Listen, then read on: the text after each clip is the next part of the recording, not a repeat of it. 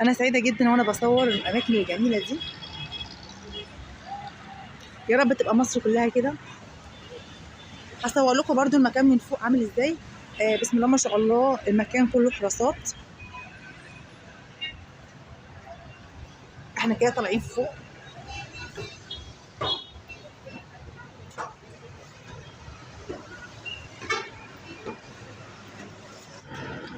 السلام عليكم ورحمه الله وبركاته. النهارده احنا في المكان التحفه الجميل دوت اللي انتم شايفينه قدامكم. تتوقعوا المكان ده فين؟ المكان ده في محطه مصر. دي التبه الجديده اللي معموله. زي ما انتم شايفين التطورات عامله ازاي، والشكل الاول كان عامل ازاي. اول كان المكان مخيف ان انتم تمشوا فيه اصلا. بجد بنشكر السيد المحافظ وبنشكر كل من ساهم في بناء المكان الجميل دوت المشرف لمصر. بصوا جمال، بصوا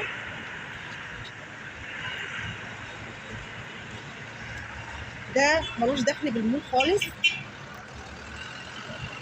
المول هناك اهو، مول محطة مصر اللي كنا مصورينه مع بعض قبل كده.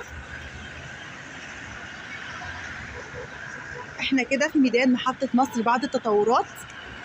زي ما انتم شايفين كل الباكيات دي معمولة، هتبقى ان شاء الله هتبقى عبارة عن كافيهات ومطاعم براندات كبيرة. طبعا هتبقى نازلة مزاد. شايفين بقى كل الفتحات اللي قدامنا دي، كل اللي عاملة زي الشبابيك دي، كل ديت هتبقى عبارة عن لوحات إعلانية مضيئة. بجد تخيلوا المنظر بالليل بقى، واللوحات دي قايدة كده مع المنظر الجميل ده، مع الفوانيس اللي محطوطة بتاعت النور والأنوار.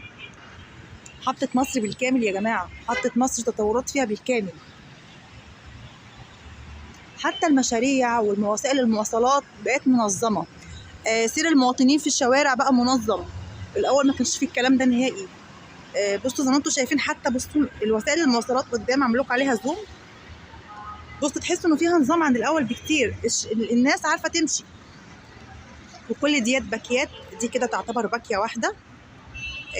أي حد بقى عايز يستفسر عن أي حاجة من ديت، اعتقد ممكن يتواصل مع حد في المحافظه، او نستنظر الاعلانات اللي هتنزل في لوحات، هتنزل لوحات اعلانيه بالميعاد بتاع المزاد. دي كده تعتبر 3 باكيات زي ما انتم شايفين. دي 3 باكيات مش باكيه واحده. وكل اللي موجود ده يعني كل واحده فيهم باكيه. دي كده فيها 3، يعني 3 في 1 اللي هي دي. هصور لكم برده المكان من فوق عامل ازاي. بسم الله ما شاء الله، المكان كله حراسات.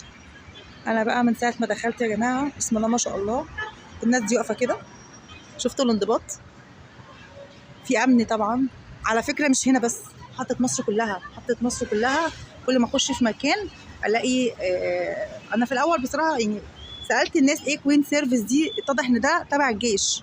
الناس دي الله يعينها بجد ويقويها، والف شكر ليهم جميعا ان هم حارسين المكان. والدور التاني ده بقى اللي انتم شايفينه فوق، او الروف بتاع الباكيه دي، هيكون عباره عن ترابيزات لو صاحب الباكيه مثلا عاوز يعمل قعدات للناس وكده. والاحلى كمان ان كل واحد خاص بالمكان اللي قدامه، مفيش حد يتعدى على مكان التاني.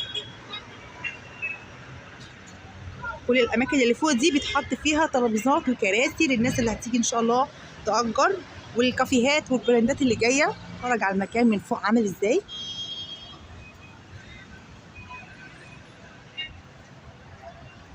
احنا كده طالعين فوق.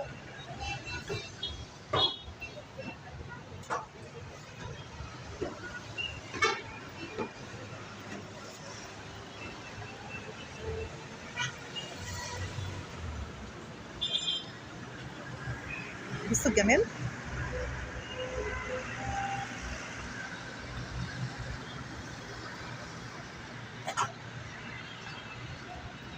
رب وتملي في تقدم وتملي في ازدهار.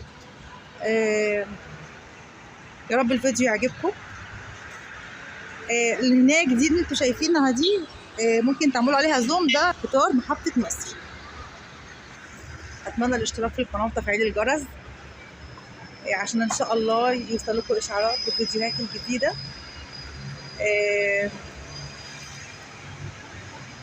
ده هنا هوت السنتر بتاع اسكندرية يعتبر. هنا نقطة الشرطة اهي بتاعت الشهداء، وعندنا سنتر الصياد.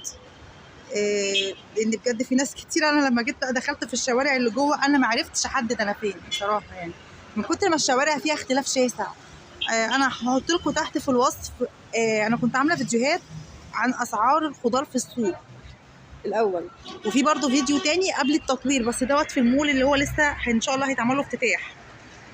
ان شاء الله الايام اللي جايه دي باذن الله هينزل برضو اعلان معلق امتى ميعاد الافتتاح والمزاد والكلام ده كله. وهنا برضو في نفس المكان هيبقى فيه برضو لوحات معلقه عن مواعيد الافتتاح، مواعيد المزادات ان شاء الله. بجد انا سعيده جدا وانا بصور، ويا ريت اسمع تعليقاتكم الحلوه الجميله وايه رايكم في المنظر الجميل ده.